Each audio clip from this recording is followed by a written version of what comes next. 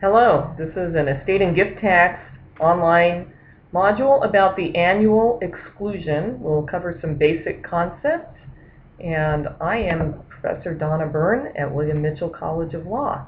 Thanks for joining us.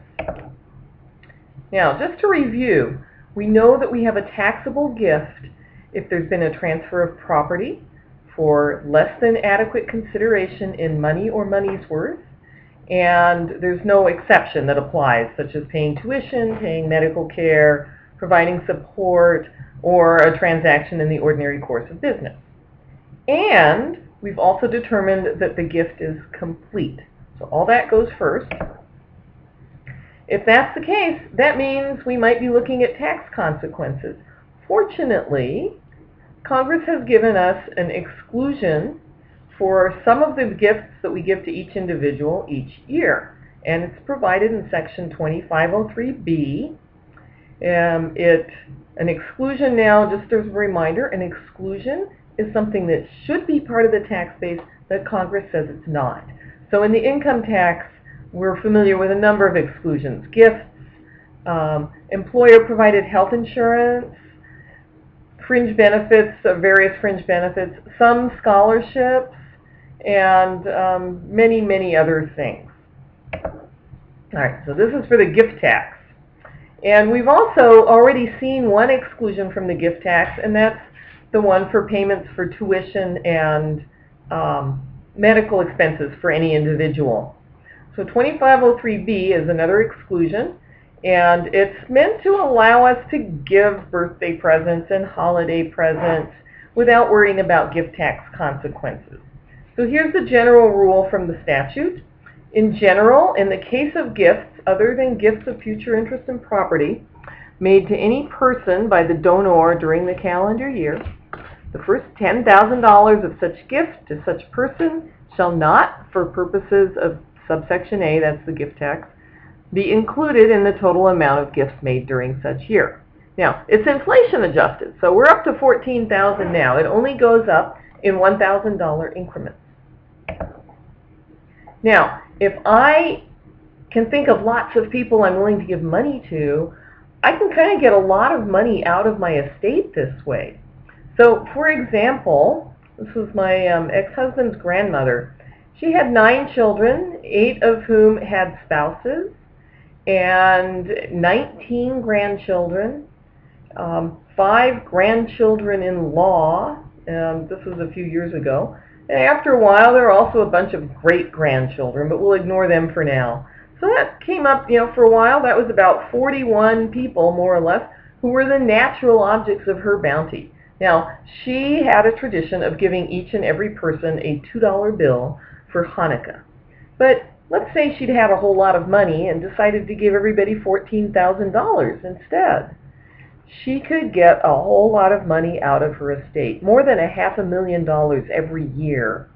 And if she did that for 10 years, that would be $5 million out of the estate with no gift tax consequences, nothing left to be taxed at the end.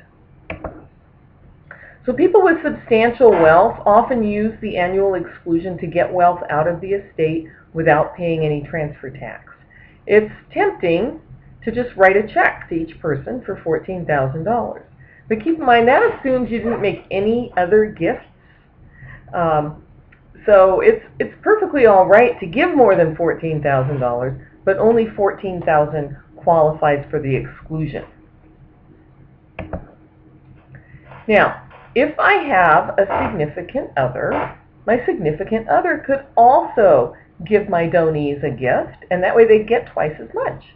That would make me very happy.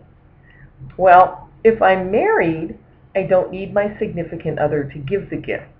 If my spouse agrees, I can give double to each person. We call it gift splitting. It's Section 2513, and it only works for spouses. It means we will have to file a gift tax return to tell the IRS that's what we're doing. But it's a way that if I have all of the wealth, I can give bigger gifts without having to give them to spouse first and then let spouse give them. So here's an example. Jack and Jill are unrelated, and we'll assume that the annual exclusion amount is $14,000. it does change, so if you're looking at this in the future, it might be more. But we'll assume $14,000. So Jack gives Jill $10,000 on May 1st. What are the gift tax consequences? Well, Jack has made a gift, but it's less than the annual exclusion amount, so it doesn't count, assuming this is the only gift this year. Cool. Now, what if Jack also gives Jill another $10,000 on September 1st? Now what? Well, okay, so now he's given her $20,000 in one calendar year, but only $14,000 can be excluded. So he has made a taxable gift of $6,000. He will have to file a gift tax return. Now, he may not actually pay tax. Remember, we get a huge lifetime exemption of over $5 million. So he'll start chipping away at that.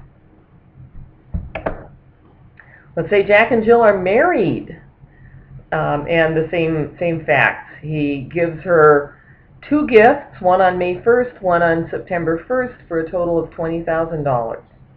Okay, well, gifts to spouse are excluded altogether. Well, they're not excluded, they're deductible. So we get a deduction for gifts that we make to a spouse, and so that means there will be no gift tax consequences here. We'll explore the marital deduction more later. New example, George and Martha are married, both have kids from other marriages, and George gives each of his kids $26,000. What are the gift tax consequences? Well, did Martha agree? Because if she did, they can file a gift tax return, but there won't be any taxable gifts. 2513 allows George essentially to use Martha's annual exclusion for each of his kids. Now, if she also made gifts to his kids, then one of them has made taxable gifts. Okay, how about this one? Teresa gives her daughter Sally stock valued at $14,000. On the same day, she gives each of her 10 nieces and nephews stock in the same company. Each niece or nephew receives $14,000 worth of stock. And then magically, 1 week later, all 10 nieces and nephews transfer the stock to Sally. So Sally ended up with $154,000 worth of stock. Do you think they planned that? Well, the IRS might apply the substance over form doctrine here. In essence, Teresa had a whole lot of stock, and she gave $154,000 of it away, and gosh, all of it ended up with Sally. So it looks like Teresa gave Sally all that stock. Or sometimes the IRS would call it a step transaction. It's really the same thing. It's a form of a version of substance over form. Step 1, make 11 gifts. Step 2, 10 donees give their gifts to the first donee. End result, 1 donee receives the whole amount. We look at the end result, the starting position, the end result, and say, gosh, we think the middle part was a sham. It just looks too neat and tidy. Looks like collaboration. Now, Art and Ben are brothers. Each is married. Each couple has 3 kids. On December 1st, Art sends $14,000 to each of his 3 kids, Ed, Faith, and Gail, E, F, and G, and $14,000 each to each of Ben's 3 kids, Henry, Isaac, and Joan, H, I, J. Okay, and then a few days later, Ben does the same thing, $14,000 to each of his, and $14,000 to each of Art's. Okay, so each of those 6 kids ended up with $28,000, and each parent gave $28,000 times 3. So in other words, each parent gave a total of $84,000. Each parent's kids ended up with a total of $84,000.